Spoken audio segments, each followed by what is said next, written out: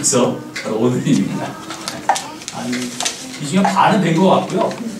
뭐 한번 돼서 오락가락 하고 저도 요즘 이제 50줄이 됐거든요. 그러니까 요즘 가끔 오락가락 하더라고요. 저 얼굴이 예전엔 기억했는데 요즘 기억이 안 날 때 누구지 어디서 봤는데 이럴 때가 있더라고요. 그래서 이게 나이에는 장사가 없구나 생각이 요즘 가끔 듭니다. 오늘 이기성 목사님이 특별히 말씀 전해주십사라고 해서 말씀을 전하게 됐습니다. 사실은 제가 얼마 전까지 오늘리교회 했다가 이제 한 4개월 동안 설교 쉰 것 같아요. 오랜만에 설교를 하니까 그것도 좀 묘하더라고요. 한 가지 제가 이번 주부터 지난주부터 일을 했습니다. 놀기가 그래서 알바를 하는데 육체노동하니까 일주일이 바쁘더라고요. 여기 노동강도가 세잖아요. 시간제라 쉬면 가만두지 않더라고요. 놀고 있으면 반드시 눈치를 주더라고요. 어떻게든 움직여라. 이런 말에서 쉽지 않구나. 캐나다 생활에서 쉽지 않은 것. 제가 온 지 한 3년 됐습니다. 제가 캐나다에 와서 한 가지 재미있는 것을 알았습니다. 식당에 가게 되면 접시를 보는데 접시에 이가 빠졌습니다. 심심찮게 봅니다. 근데 한국에서는 접시에 이가 빠지면 큰일 납니다. 왜냐하면 그 레스토랑의 품격이 손상되기 때문입니다. 도대체 매니저가 누구야? 어떻게 접시에 이빨 빠진 거를 우리 식탁에 올려놓을 수 있지? 이렇게 생각합니다. 그런데 이곳은 전혀 개의치 않아요. 물론 컵이 깨져서 큰일 날 일인데 접시는 개의치 않더라고요. 저도 처음에 왔을 때 깜짝 놀라요. 나중에는 익숙해집니다. 오늘도 접시 이빨이 나갔구나. 왜 캐나다에서는 접시의 이빨이 깨져도 손님에게 나갈 수 있을까? 제가 이제 3년밖에 안 되고 잘 모릅니다. 그러나 제가 보는 한 가지는 워낙 여기가 살아가는데 검소하기 때문에 절약하기 때문에 큰 무리가 없으면 쓰는 것이 아닌가라는 생각이 듭니다. 그만큼 쉽지 않습니다. 캐나다 생활을 저도 오래 하지 않았지만 쉽지 않은 건 분명한 것 같습니다. 여러분, 그릇이라는 단어가 두 가지 뜻이 있습니다. 한 가지는 아까 식당에 가면 음식이나 물건이 담겨있는 그릇, 이것이 그릇이죠. 또 한 가지 그릇이 있습니다. 어떤 거냐면 어떤 일을 할 만한 능력이 있거나 사람의 마음과 생각을 뜻하는 그릇을 얘기할 때가 있습니다. 그러니까 그릇은 보이는 물질적인 것뿐만 아니라 어떤 사람과 인격에 대한 것을 말하기도 합니다. 성경에 보면 그릇에 대한 이야기가 제법 있습니다. 여러분 잘 아는 그릇 하나 아시죠? 팥죽 한 그릇. 이게 어떤 뜻이냐면 에서가 야곱에게 너무 배고파가지고 팥죽 그 한 그릇에 하나님의 장자라는 것을 쉽게 버린 사건이 팥죽한 것입니다. 이 말이 이런 표현입니다. 하나님께서 사랑하는 것을 값없이 생각하는 사람, 팥죽 한 그릇에 했던 사람입니다. 이런 신약에 오면 사도 바울 아시죠? 하나님 뭐라고 말씀하시냐면 예수님께서 저 사람은 이방을 위해서 준비한 내 그릇이다, 택한 그릇이다 이렇게 말합니다. 인격을 말하지. 또 에베소 보면 남편들이 이렇게 말합니다. 아내들은 은혜를 유혹으로 받을 연약한 그릇이다 이렇게 말합니다. 그러고 보면 성경의 그릇은 물질적인 것 아니면 사람과 인격에 대한 것을 줄 때가 있습니다. 가정에서 아내들이 정말 소중히 여기는 그릇들이 있습니다. 아마 대부분 있으실 것 같아요.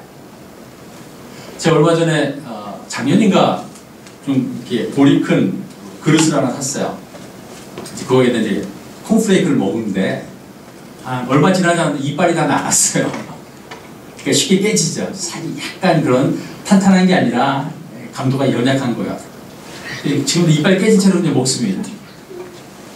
그런데 사람이 아무리 주방에 있는 그릇을 귀하게 여기려고 해도 시간이 지나면 깨질 수가 있습니다.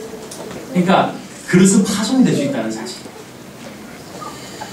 여러분, 우리의 인생의 그릇은 어떻겠습니까?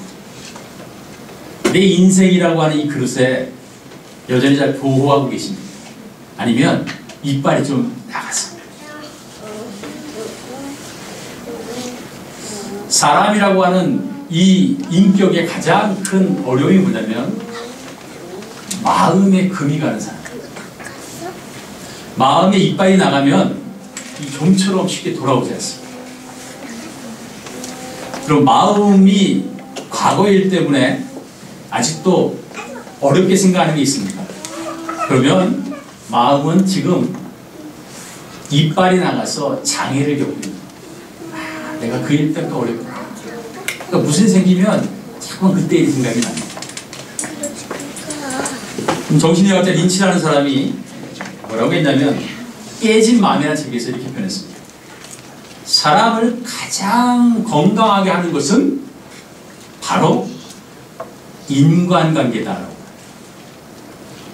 관계가 깨진 사람은 인격이 깨진 사람입니다. 인격이 깨진 사람은 회복될 길이 쉽지 않습니다.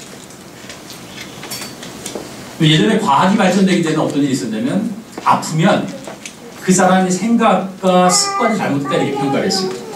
그런데 과학이 발전한 다음에 무슨 일이 생기냐면 병균이 문제다 이렇게 얘기했습니다. 근데 다시 현대의학이 와서 어떻게 됐지 아십니까? 병균이 아니라 마음이 문제다 이렇게 말합니다.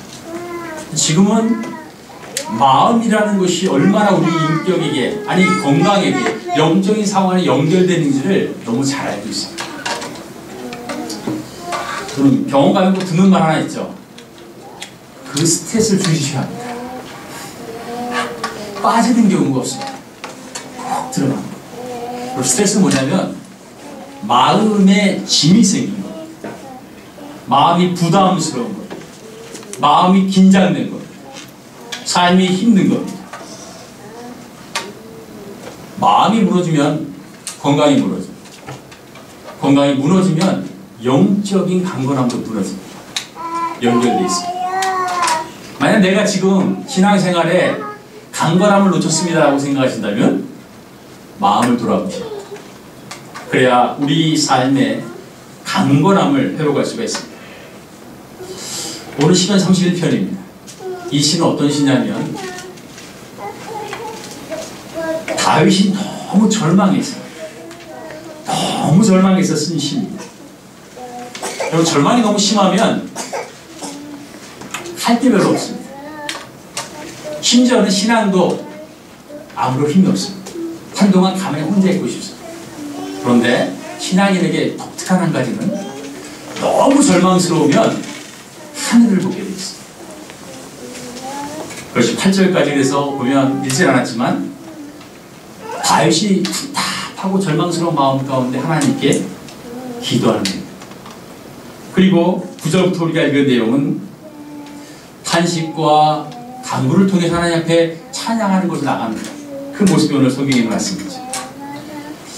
제가 왜 이 본문 말씀을 생각했냐면 한국과 달리 이민사회에 많이 보지 않았지만 묘하게 깨진 질그릇이 많다 생각을 했습니다. 마음이 깨진 분들이 제법 있구나 생각을 합니다. 제가 오늘 교회에서 2년 넘게 사역을 했는데 이렇게 만나서 얘기 나누다 보면 겉으로 보면 모르는데 시간이 지나면 많은 분들이 마음에 깨진 모습을 표현하십니다. 그래서 오늘 제가 나누고 싶은 것은 깨진 그릇 같은 우리가 어떤 모습 그리고 어떻게 회복될 건가라는 것을 한번 잠시라도 살펴보고자 이 본문을 말씀 생각해 보려고 합니다. 오늘 12절 말씀 보시면 내가 잊어버린 바 되미 죽은 자들 마음에 두지 아니한 것 같고 깨진 그릇과 같으리라. 그럼 사람이 가장 힘들 때 언제냐면 내가 잊혀진 사람입니다. 내가 친한 사람, 내가 아는 사람이 나를 알지 못합니다. 아니 나를 무시합니다. 그럼 기분이 좋을 것 같습니까? 절대 그렇지 않습니다. 예전에 제가 교회 청년 때 신앙생활을 열심히 하려다가 선배들한테 그러니까 혼난 적이 있습니다. 그러더니 제가 너무 싫었는지 얼마나 인사를 하는데 인사를 안 받더라고요. 선배님이 3년 선배님인데 몇 번 계속했죠. 저희 예전에 있던 제 모교에 들어가는 길에 문 하나가 있었는데요. 단지 그 길 하나로 들어가면 만날 수 있습니다. 그러니까 안 만날 수가 없는데 근데 만나는데 인사를 해도 인사를 받지 않아요. 제가 나중에 어떻게 했냐면 인사를 안 했습니다. 저도 젊은 사람인데 화가 나더라고요. 인사를 안 받나? 근데 그때 무슨 생각이 들었냐면 인사를 안 받는 게 문제가 아니라 나라고 하는 사람을 인정하지 않고 무시한다는 생각 때문에 제가 화가 났습니다. 이게 지나가는 거지. 시간이 지났습니다. 나중에는 이제 먼저 아는 척 하더라고요. 한 3년 지났나요? 더 됐어요. 그때부터 인사했습니다. 이제는 무시하진 않는다. 내가 잊은 바가 됐는데 여러분, 죽은 사람이 되면 처음엔 기억할지 모르지만 시간이 지나면 잊혀진 바 됩니다. 그래서 여기 보는 말씀의 12절에 죽은 자를 마음에 두지 아니함 같고, 여러분 그릇이 깨지면 주방 수납장에 아주 잘 모셔두시나요? 그렇지 않습니다. 깨진 그릇은 함부로 치워 쓰레기통에 있던가 버려줄 수밖에 없습니다. 그럼 다윗이 지금 그런 마음, 내가 왕이고 내가 그래도 이 나라의 어떤 사람인데 다른 사람이 나를 깨진 그릇처럼 투명인가처럼 무시하는 일이 생겼다는 것을 답답해하는 거예요. 살아있으나 살아있다라고 인정받지 못하는 상황, 아마 충격이었을 거예요. 9절부터 좀 읽어보면, 여호와여 내가 고통 중에 있사오니 내게 은혜를 베푸소서. 내가 근심 때문에 눈과 영혼과 몸이 쇠하였나이다. 내 일생을 슬픔으로 보내며 나의 연수를 탄식으로 보내며 내 기력이 나의 죄악 때문에 약하여지며 나의 뼈가 쇠하도소이다. 내가 모든 대적들 때문에 욕을 당하고 내 이웃에게는 힘이 당하니 내 친구가 놀라고 길에서 보는 자가 나를 피하였나이다. 내가 무리의 비방을 13절입니다. 내가 무리의 비방을 들었으므로 사방이 두려움으로 감싸였나이다. 그들이 나를 치려고 함께 의논할 때에 내 생명을 빼앗기로 피하였나이다. 그럼 고통 중에 있을 때에 다윗이 뭘 했냐면, 하나님 내게 은혜를 베풀어 주십시오 라는 기도입니다. 은혜라는 단어는 긍휼이라는 단어, 사랑이라는 단어. 하나님께 그 사랑을 구하는데, 여러분 너무 근심한 적이 있으십니까? 너무 불안하셨습니까? 너무 낙심이 되시면 눈과 영혼과 몸이 쇠하죠. 왜냐하면 너무 울어서 눈이 아프고 몸이 기력이 쇠하죠. 자연스럽게 영혼이 하나님으로부터 떨어집니다. 도대체 이게 뭔가라는 생각을 갖습니다. 여러분, 고통이 너무 심하면 눈으로 우는 것조차 정말 시력이 잃을 정도로 더 힘든 일들이 참 있다고 합니다. 여러분 어떻습니까? 삶을 살아오시면서 너무 낙심이 돼서 한숨으로 푸념한 적은 없으십니까? 그럼 너무 낙심이 되면 소망이 안 보입니다. 그럼 그거 아시죠? 내가 너무 낙심되는데 옆에 와서 정답 말하는 사람, 이게 맞잖아 라고 말하는 사람이 말하면 되겠어. 좀 마음이 상할 때가 많습니다. 몰라서는 아닌데 너무 근심이 되고 걱정이 되면 옳은 소리도 되게 싫습니다. 그래서 보통 시험에 들면 어떻게 되냐면 반드시 방콕을 합니다. 방에 들어가서 사람을 안 만납니다. 성경도 보지 않습니다. 그냥 혼자 읽고 싶어요. 그리고 시간이 지나면 조금 마음이 풀리면 뭔가 해볼까라는 생각을 갖는 것이 사람의 마음이죠. 제가 청년 때도 저희 교회에서 태능이라는 곳이 있습니다. 근데 이제 성가대 할 때 이럴 때 막 화가 날 때가 있어요. 그러면 어떻게 했냐면 기도하지 않고요. 저는 어떻게 했냐면 거기 태능에 걸어갔다 왔습니다. 한 시간 걸려요. 쭉 갔다 오면 마음이 조금 누그러집니다. 지금이라고 또 목사라고 또 뭐 기도로 거룩하게 그렇지 않을 때 많습니다. 가만히 있을 때 많이 있습니다. 또 소망이, 낙심이 너무 심하면 소망이 보이지 않습니다. 지금 다윗은 그런데 너무 힘이 들었습니다. 너무 낙심이 돼서 도대체 내 이웃은 누구이고 내가 친한 사람은 누구인지 이제는 알 수 없을 정도 된 상황. 그것이 본문에 나온 말이죠. 그래서 11절은 내 친구가 놀라고 길에서 보는 자가 나를 피할 정도로 심각한 절망을 느낀, 그때라 이렇게 말합니다. 보통 사람이 어려움을 찾아오면 먼저 외적인 상황을 살펴봅니다. 왜 이렇게 됐을까? 무엇이 문제일까? 어떤 것이 문제일까? 이렇게 시작하는데 시간이 조금 지나면 어떤 일이 생기냐면 방향이 바뀝니다. 저 사람이 문제이고 저 일이 문제이고 저 상황이 문제인 게 아니라 내가 어떤 문제가 있었고 나는 누구인지를 보게 되는 시간을 갖게 됩니다. 그게 사람입니다. 시간이 지날수록 나를 보게 돼 있지. 신앙인도 그렇습니다. 시간이 지날수록 나를 보게 됩니다. 분명한 한 가지 있습니다. 어려움이 처할 때에, 소망을 잃을 때에 우리가 갖고 있는 한 가지 분명한 것은 내가 너무 무기력하다는 것입니다. 세월이 지날수록 할 수 있는 것은 주를 의지하는 것. 어떠한 성인도 어떠한 능력자도 결코 홀로 살 수 있는 삶이 아닙니다. 우리는 다 때로는 무기력한 삶을 삽니다. 목사가 그럴 수 있습니다. 장로가 그럴 수 있습니다. 권사도 그럴 수 있습니다. 집사 그럴 수 있습니다. 어떤 사람도 우리는 다 무기력이라는 단어에서 벗어날 수 없습니다. 여러분, 다윗의 마음을 어떻게 표현하냐면 황폐한 마음이 이렇게 말합니다. 황폐하다는 뜻은 황무지 같다, 광야 같다는 거죠. 그럼 황무지와 광야에 뭐가 있습니까? 별로 없습니다. 물도 없습니다. 식물이 자랄 수 없습니다. 그런 마음이 지금 다윗의 마음이다 이렇게 말합니다. 여러분 어떠십니까? 요즘 황폐한 마음이 여러 가지로 옵니다. 재정 때문에 올 수 있습니다. 어떤 분이시라고 이 캐나다 와서 뼈까지 일하는데 모으는 돈이라면 이것밖에 안 되나 이렇게 분도 계시더라고요. 그럼 이곳에 오면 절대로 건강해야 되더라고요. 아 정말 사는 자체가 정말 대단합니다. 얼마 전에 저희 아내가 이빨에 좀 문제가 생겼어요. 그때 이제 얼마 전에 치과를 갔다 왔는데 한국에서는 좀 덜 들게 1,400불이더라고요.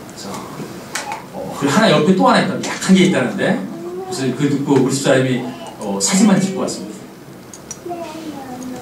제가 재작년에 결석이 걸렸습니다.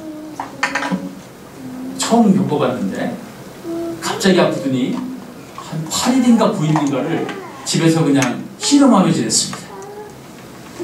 근데 그날이 수요일 날이고 목요일 날에 병원에 갈 때가 이제 빼러 가자 이게 목요일이고 수요일까지 안 나오면 수술하러 가야 되는데 여기는 또 수술을 하는 그 의료시설도 좀 구식인가 봐요. 아플 때 있으면 어떤 분이 이렇게 엄포를 주시더라고요. 감사하게도 수요일날 저녁 9시 넘어서 결석이 나왔습니다. 그래가지고 병원 안 갔습니다. 안 가고 확인하러 갔는데 여의사가 얘기하더라고요. 당신은 럭키한 사람입니다. 결석 가져갔습니다.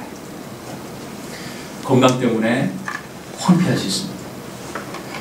아무리 소망을 가져도 제가 이 캐나다에서 들었던 얘기가 한 가지 뭐가 있냐면 젊은 사람들에게 소망이 별로 없는 동네가 이 동네라는 표현을 들은 적이 있습니다.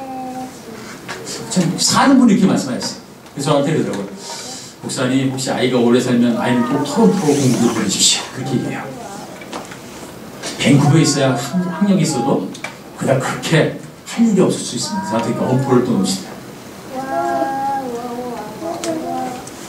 정말 힘든 게 뭐냐면 재정도 질병도 소망도 어려운 일이지만 더 어려운 건 가정의 문제, 부부와의 문제, 자녀의 문제.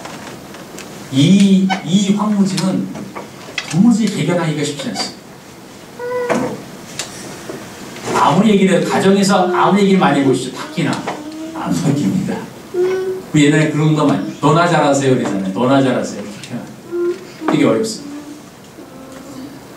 여러분 사람은 황폐할 때가 있습니다. 아니 비참할 때가 있습니다. 누가 저에게 물어본다면 저도 좀 비참한 삶을 살고 있는 겁니다. 목사님이 지금 목회 안 하고 웬 알바를 하고 다니십니까? 기도 좀 더 하시지. 요즘 뭐 어려운 거 아닙니까? 라고 말할 수 있는 사람도 있을지 모르지만 저는 신경 쓰지 않습니다. 왜냐하면 인생은 잘 되는 게 하나님의 뜻이 아닐 수 있습니다. 내가 어려워도 힘이 들어도 하나님 그 가운데서 무엇인가를 보게 하십니다. 잊지 말 것은 삶을 살아가는 세상 가운데 우리는 어쩌면 때로는 어쩌면 자주 비참한 생각을 들 때가 있다는 사실. 그때 절대 이렇게 말씀하시면 제가 목사하면서 하는데 절대 이렇게 너 그럴 줄 알았어. 내가 너 그럴 줄 알았어. 이런 말 절대 하지 마십시오. 그렇지 않은 말입니다. 어쩌다 그렇게 됐어. 내가 기도해 줄게. 내가 위로해 줄게. 이게 바로 비참한 인생을 사는 성도의 마음. 그게 하나님이 원하시는 성도들의 심령이에요. 비참하지 않다고 너무 당당하려고 하지 마십시오. 그것도 신앙적이지 않습니다. 우리는 비참한 인생인데 비참한 삶을 살지 않는 이유는 그리스도께서 우리에게 사랑과 은혜를 베푸시기 때문이었습니다. 주님 믿기 때문에 우리는 비참하지 않는 것이지, 만약 상대적인 세상과 살펴본다면 우리 비참하지. 가끔 캐나다 우리 아들이 한국에 있을 때 좀 잘 사는 것 같은데 이곳에 오니까 못 사는 것 같다는 얘기를 가끔 해요. 왜냐하면 짐도 없잖아요. 아파트에다가 아주 단촐합니다. 침대는 그냥 매트만 깔아놓고 코스코 식탁 2개가 제 방에 하나 있고 그 다음에 거실에 하나 있습니다. 그리고 쇼파는 한국 간 목사님이 거의 주고 가셨는데 다리 하나 부러져가지고 껴놓는 이런 쇼파입니다. 우리 아들 봤을 때 요즘 우리 못 사는 것 같아. 옛날에 살 때는 큰 집이었는데 요즘 우리 못 산다 이렇게 제게 얘기합니다. 근데 비참하지 않습니다. 정말 비참한 삶은 나라고 하는 인격이 천상과 삶에 무너질 때가 비참한 거죠. 그렇지 않으면 절대로 비참하지 않습니다. 사람은 외적인 것에 관심이 참 많습니다. 성경에 그릇을 얘기할 때, 인간, 인격을 얘기할 때 금그릇, 은그릇, 나무그릇, 질그릇 이렇게 4개를 표현합니다. 그럼 어떤 그릇 되고 싶으십니까? 보나마나 금그릇. 솔직히 말씀해 보세요. 질그릇 하고 싶으세요? 아니 금그릇, 은그릇? 목사님 은그릇까지 제가 하고 싶은데 나무하고 질그릇 제가 싫은 것 같습니다.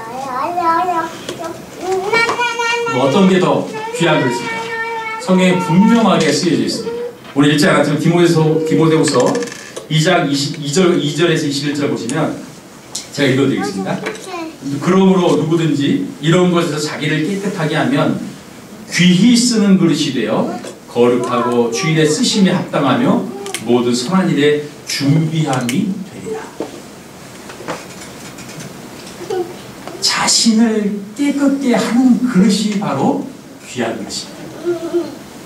금그릇, 은그릇, 나무그릇, 질그릇이 중요한 게 아니라 담겨있는 것에서 다릅니다. 그럼 금그릇에 오물통이 들어있으면 그거 먹고 어떻게 갖고 다니시겠습니까? 질그릇에 귀한 음식이 있으면 그걸 버리시겠습니까? 그렇지 않습니다.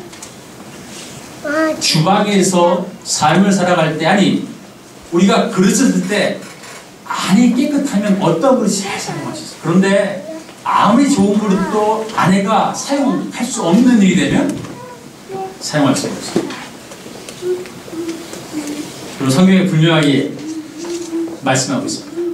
그릇에 있어서 가장 중요한 것은 금그릇, 은그릇, 그릇의 물질이 아니라 안에 무엇이 담겨있는가라는 것입니다.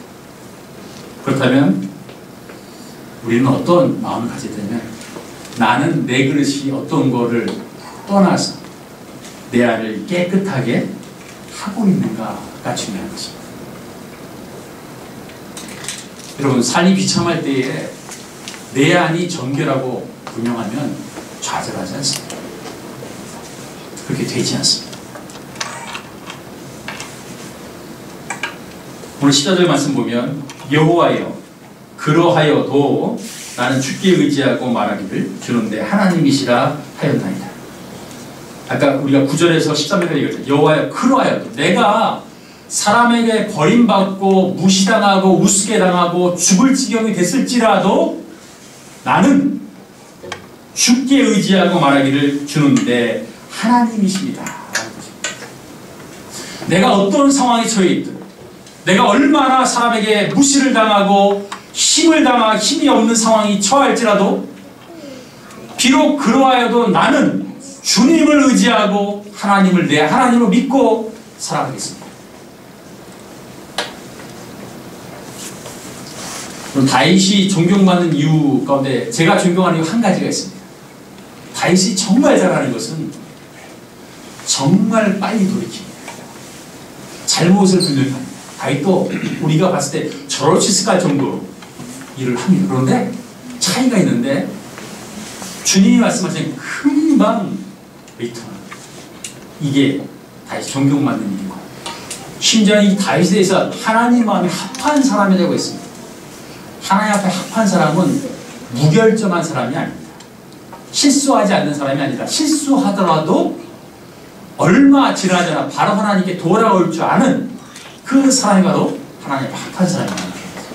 다윗이 그런 사람. 여러분 다윗이 왕이 됐습니다. 왕이 됐는데 자신만 왕궁에 사는 게 너무 죄송스러워서 법궤라고 했어요. 언약. 이게 뭐냐면 구약시대 때에 하나님이 십계명을 넣어놨던 그 나무 통을 말합니다. 그런데 그것을 다윗이 그때만 해도 그 전까지 막 실로라든가 돌아다녔어요. 이제 왕궁으로 모시려고 가지고 오는 그때였는데 다윗이 법궤를 옮겨올 때에 어디에 옮겨왔냐면 수레에 옮겨왔어요. 마치 고기를 옳고 가다가 그만 소가 날뛰어가지고 법궤가 움직이니까 우사가 그 법궤를 잡으려고 손을 딱 댔습니다. 근데 그 다음에 어떻게 했죠? 그만 우사가 죽어버립니다. 우리 생각해 보시죠. 난리가 났습니다. 축하할 일이다. 막 박수치고 하나님 이제 왕이 됐습니다 이러면서 왔는데 중간에 오다가 사람이 죽어버렸어요. 그것도 어떤 것 때문에? 법궤 때문에. 창문이 싹 끼어지는 상황. 결혼식 하는데 선서를 딱 하려고 그러는데 그가 뛰어들어옵니다. 저 여자는 내 여자입니다. 그런 일이 벌어집니다. 왕을 세웠는데 이 꼴이 말이 아닙니다. 경사스러운 말. 큰일 납니다. 너무 두려워서 다윗도 그것을 궁으로 못 모시고 그냥 밖에 방치해뒀어요. 너무 무서워서 자기도 죽을 거야. 그런데 3개월이 지난 다음에 법궤가 있는 곳에 축복이 임했다는 것을 듣고 나서 비록 3개월 이후에 법궤를 가져. 그런데 그때 바뀐 게 하나 있습니다. 수레에 법궤를 모시고 오지 않고 고아자손 가운데 제사장 레인이 법궤를 메고 걸어서 오게 됩니다. 성경에 아시는 분은 잘 아시겠지만 법궤는 하나님 말씀에 수레로 하는 것이 아니라 고아자손이 메고 다녀야 되는 것입니다. 다시 나중에 뭘 알았냐면 내가 잘못 알았구나. 법궤는 하나님의 말씀처럼 고아자손이 메고 가야 될 거구나. 그리고 깨끗한 마음 다시 깨끗하고 합한 마음이 차이가 있는 뭐가 있냐면 하나님의 말씀에 자꾸 나를 돌아보는 것입니다. 하나님 말씀이 읽지 않는 성도가 있다면 그 성도는 하나님의 원하는 모습으로 바뀌지 않으려고 작심만 부립니다. 하루에 한 구절을 읽어도 그 한 구절이 나를 자꾸 변하게 합니다. 깨끗한 그릇, 어떤 그릇이라고? 하나님의 말씀 따라서 자꾸 나를 이렇게 비추어 보는 성도. 그런 그릇이 어떤 그릇이라고요? 귀한 그릇입니다. 여러분, 하나님을 의지하는 삶에 그 은혜가 있습니다. 내 그릇이 자꾸만 깨끗해지.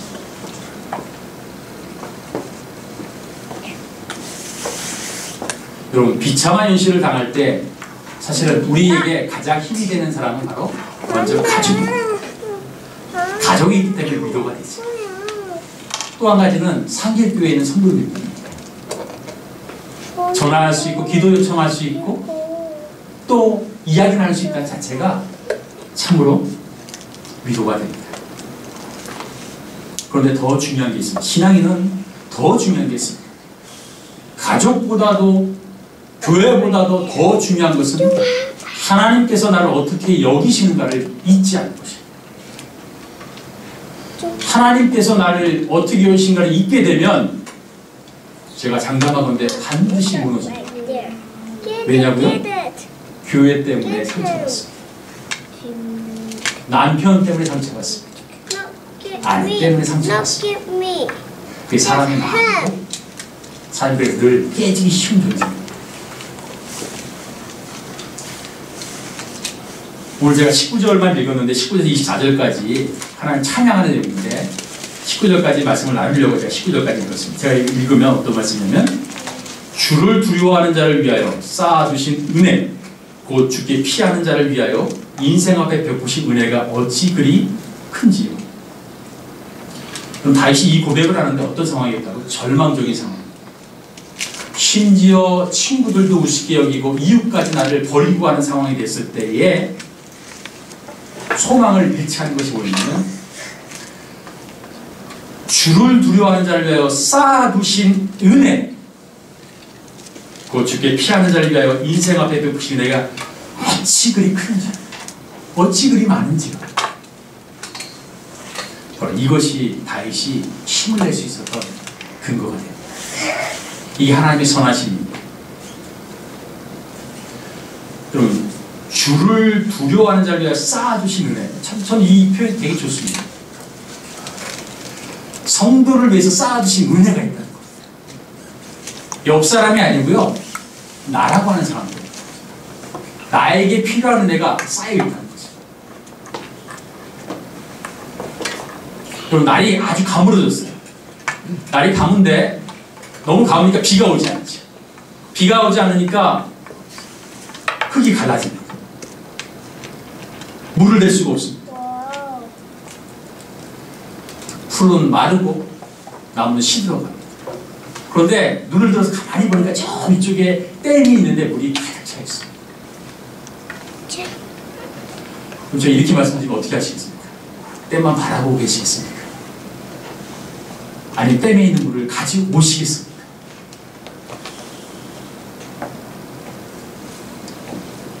우리가 인생을 살아가는데 쩍쩍 갈라질 때가 있습니다. 마음이 쩍쩍 갈라집니다. 마음이 가뭄이 옵니다. 도무지 내 마음 안에 푸르름을 발 수 없는 때가 있습니다. 황량하고 황폐합니다. 그때 가만히 계시겠습니까? 그래, 내 땅은 바로 그랬어 라고 계시겠습니까? 아니면 이 땅에다가 뭔가를 좀 일을 하시겠습니까? 만약 정말 건강한 사람이라면 땅이 갈라지고 나무가 시들고 풀이 마르고 할 때 댐이 있다면 댐에 물을 가져올 거예요. 만약에 성도 가운데 내가 삶을 살아 그렇다면은 하나님의 댐에서 무엇인가 가져오려고 할 거예요. 어떤 분이 은혜를 이렇게 표현합니다. 물이 담겨있는 수원지와 수도꼭지를 예를 듭니다. 수원지에는 물이 가득 차 있습니다. 그런데 수원지에 있는 물이 가득 있는 그곳에서 물을 먹기 위해서는 반드시 뭘 해야 된다고요? 수도꼭지를 틀어야 합니다. 여러분, 은혜하면 여러분 우리 어떤 생각을 하냐면 그냥 가만히 있으면 받는 거다 생각할 때가 있는데 꼭 그렇지는 않습니다. 주를 믿을 때의 은혜는 한량없이 주님이 베풀어 주시는데 믿고 난 다음에 은혜는 우리가 행하는 믿음의 행동이 필요하다는 사실. 그래서 이때부터는 나의 하나님 향한 사랑과 하나님 향한 나의 하나님께서 우리를 보는 은혜가 같이 일을 하게 됩니다.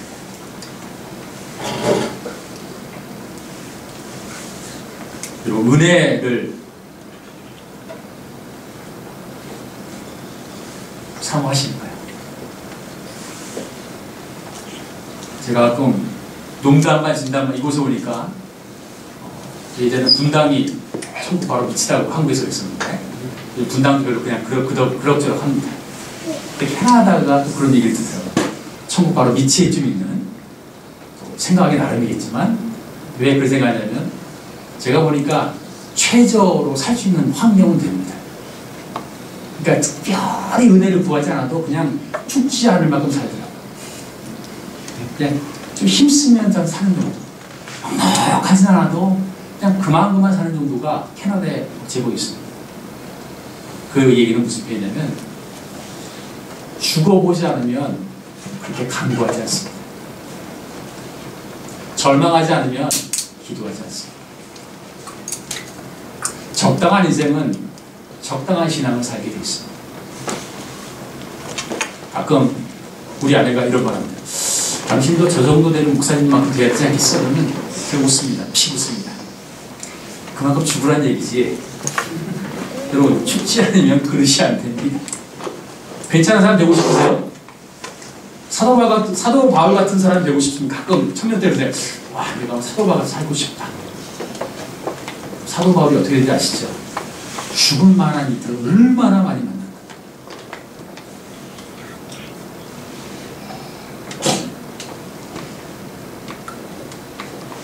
여러분, 예수를 정말 믿으십니까?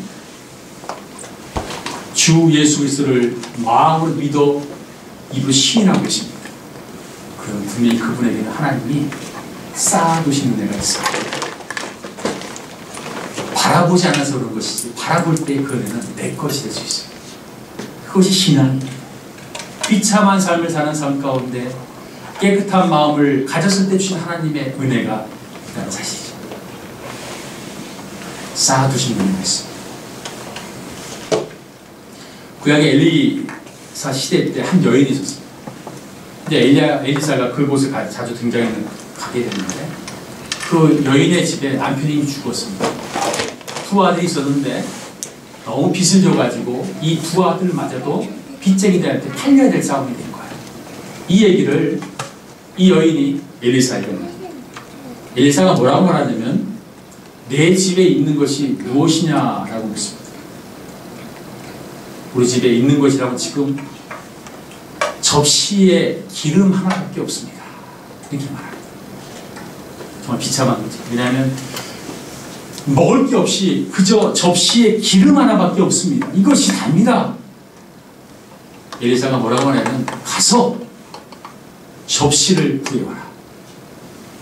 그래서 아내와 두 아들이 나가서 접시를 구입니다. 그리고 와서 돌아왔을 때 엘리사가 그 접시에 기름을 붓기 시작합니다. 기름을 부은데 언제까지 붓냐면 가져온 것이 끝날 때까지 기름을 붓고 가져온 것이 없을 때 비로소 기름이 멈추게 됩니다. 여러분 얼마나 그릇을 가져왔을까요? 이 여인과 이 아들들이 얼마나 가져왔을까요? 힘을 다해서 가져왔을까요? 아니면 적당히 가져왔을까요? 아마 잘 몰라도 힘을 다하진 않아요. 그래도 가져올 수 있는 예의상 가져왔을 것 같아요. 그런데 어떤 일이 있을까요? 기름을 붓고 끝났을 때 무슨 생각이 들었을까요? 더 가져오는 거예요.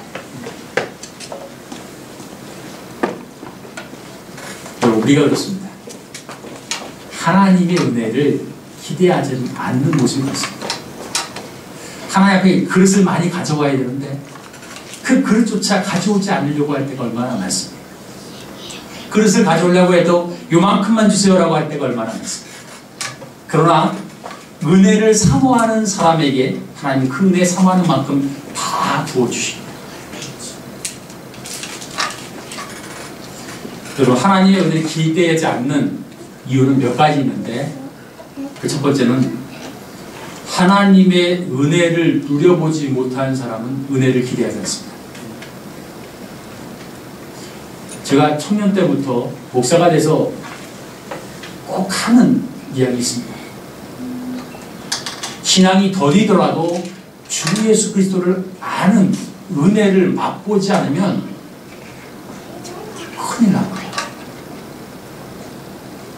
한평생 살아가는데 어떤 장로님은 죽을 때 이렇게 말합니다.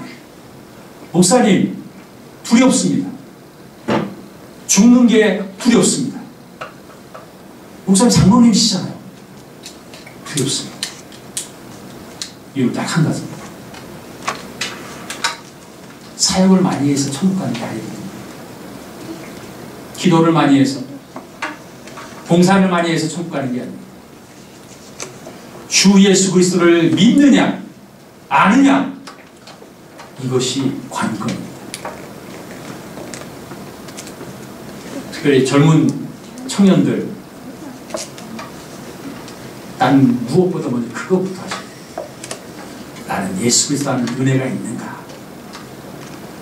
있다면 제가 말씀드리는데, 제가 확신합니다. 제가 단언합니다. 그 성도에게는 하나님이 은혜를 반드시 베풀어 주십니다. 또 한 가지는 하나님의 은혜가 필요 없다고 여기는 사람이 있다는 것입니다. 그거 없어도 돼. 잘 살 수 있어. 여러분, 은혜는 신앙의 전문입니다. 믿음도 은혜로 시작합니다. 제가 한 가지 말, 믿음 좋은 사람은 반드시 넘어집니다.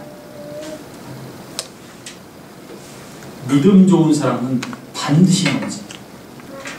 그런데 은혜 많은 사람은 넘어지지 않습니다. 믿음도 은혜로 시작합니다. 천국도 은혜로 가는 것입니다. 여러분, 우리는 비참한 인생을 삽니다. 인정하셔야 됩니다. 비참한데 피해다니지 마십시오. 내가 왜 이만큼밖에 안 될까? 나는 왜 이 수준일까? 그게 우리 인생입니다. 근데 그것에 멈추지 마시고 내 그릇이 질그릇이고 나무 그릇이라고 낙심하지 마십시오. 그 안에 뭐가 담겨 있느냐가 중요합니다. 그리고 시간이 지나면 하나님을 경외하는 사람, 하나님을 의지하는 사람, 하나님을 찾는 사람에게는 하나님이 반드시 쌓아놓으신 은혜로 베풀어 주신다는 것을 알고 믿고 사는 것입니다.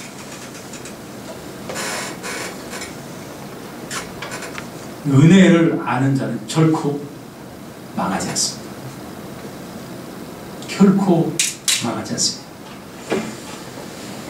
여러분, 오늘도 우리는 은혜로 삽니다. 제가 다음에 오지 않을 걸 생각하고 한 가지 더 말씀드리고, 시간이 얼마나 되는지 모르겠어요. 제 생각에 설교 한 30분 이내로 됐을 텐데, 마지막 말씀은 예전에 어떤 목사님이 자기가 젊었을 때 아주 목회를 잘하신 은퇴 목사님 찾아가서 이런 질문을 합니다. 목사님, 그 나이가 되실 동안 어떻게 목회를 잘하셨어요? 비결 좀 알려주십시오. 이렇게 말을 했대요. 그랬더니 그 나이 많은 목사님이 딱 한 말씀 하시네요. 은혜로 됐습니다. 그 말을 들은 이 젊은 목사가 승진한 거예요. 하여튼 신앙인들이 나이 많은 분들 꼭 할 말 없으면 은혜라는 말밖에 안 한다고. 뭐 은혜로 그 뭐 어떻게 하란 말이에요. 뭐 은혜로 뭐 어떻게 했단 말이에요. 이 화가 나가지고 있는 본인이 나이가 드셨어요. 누군가가 자신에게 똑같이 질문하는 그때 뭐라고 말씀하신지 알죠? 목사님 어떻게 그렇게 나이 드시는데 목회를 잘하셨습니까? 은혜로 되지요. 여러분, 은혜로 산 길을 걷는 성도입니다. 은혜가 있는 삶은 살아있는 길을 걷는 성도입니다. 절대로 이런 성도는 되지 마십시오. 그릇 때문에 치열하게 살지 마십시오. 금그릇 되려고 너무 치열하지 마십시오. 성도는 금그릇 때문에 치열한 사람이 아니라 그릇 안에 얼마나 깨끗게 하는 것 때문에 치열한 사람이 돼야 됩니다. 그리고 그런 사람을 살 때 하나님은 반드시 은혜로 그 잔을 채우십니다. 내가 원하는 만큼 쌓아두신 은혜를 널리 베푸십니다. 그것이 바로 성도입니다. 우리는 깨질 수 있습니다. 깨어질 수 있고 깨질 수도 있고 일이 깨질 수도 있습니다. 그러나 중요한 건 깨진 것 때문에 너무 낙심하지 마시고 그것도 하나님 귀히 여기신다는 것을 기억하시고 오늘도 믿음 가운데 은혜 가운데 하나님의 살아있는 삶을 사는 우리 모두 되기를 주님으로 축원합니다. 자, 기도하겠습니다. 하나님 감사합니다. 오늘 이렇게 상기교회를 통해서 함께 주의 말씀을 나눌 수 있게 하심을 감사합니다. 하나님 부없는 것은 이 캐나다 땅에서 이민자의 삶을 사는 귀한 성도님들 삶 속에 때로는 자신이 초라하고 부끄럽고 낙심된 그런 상황이 올지라도 거기서 멈추는 것이 아니라 하나님께서 나를 얼마나 귀히 여기는가를 기억하여 귀한 것으로 나를 세워갈 수 있는 깨끗한 마음을 주옵시고 더욱더 나아가서 은혜로 내 삶을 끌어가는 것임을 알아 주님만 의지하고 바라보는 그런 삶이 되게 우리를 인도하여 주시옵소서. 감사하며 예수님 이름으로 기도하옵나이다.